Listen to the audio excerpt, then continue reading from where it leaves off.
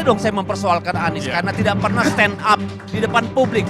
Saya minta maaf, saya menyesal bahwa dulu pendukung saya melarang orang disolatkan hanya gara-gara beda pilihan dalam politik. Ya. Publik pasti ingat kejadian jenazah dilarang disolati hanya gara-gara perbedaan dukungan calon saat Pilgub DKI Jakarta. Partai Nasdem kala itu ikut habis-habisan melindungi Ahok dari narasi berbasis politik identitas. Sekarang justru Partai Nasdem menyebut Ahok sebagai pemicu politik identitas dan menyebut kejadian Pilgub DKI adalah reaksi sosiologis. Itu karangan, itu framing. Jadi faktor utamanya yang menampilkan politik identitas adalah Ahok, yang waktu itu kita dukung. Dan harus disadari, reaksi itu dari mayoritas rakyat, di mana Indonesia itu mayoritas Muslim. Lah kemudian ada berbau-bau agama seperti itu logis. Secara filosofis masuk akal, secara sosiologis nggak bisa dihindarkan. Ya, secara juridis boleh. Identitas, pukulannya kepada siapa? Kepada mayoritas, apa nggak sakit itu? Framing politik identitas seolah-olah itu negatif bagi kami yang Muslim mayoritas, bagi Anies secara spesifik dijuluki bapak politik identitas segala macam. Ini saya kira tidak fair. Jangan diajari kami tentang nasionalisme.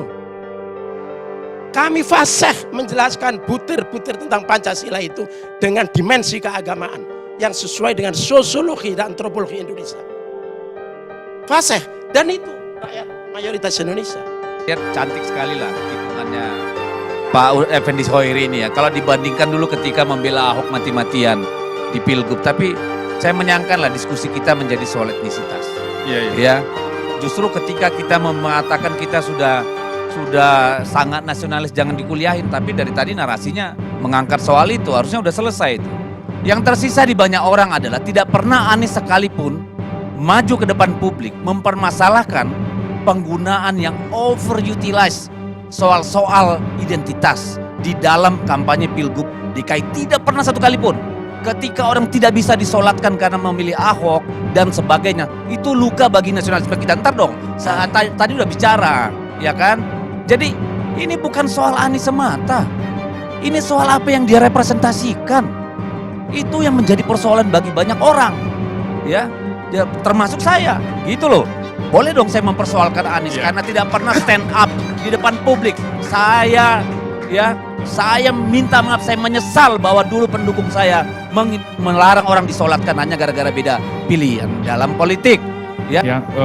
Pak Anies juga memahami keadaannya bahwa rakyat Indonesia tidak menerima pemimpin yang terlalu berbau ke Arab-Araban, bukan wajahnya, mental berpikirnya.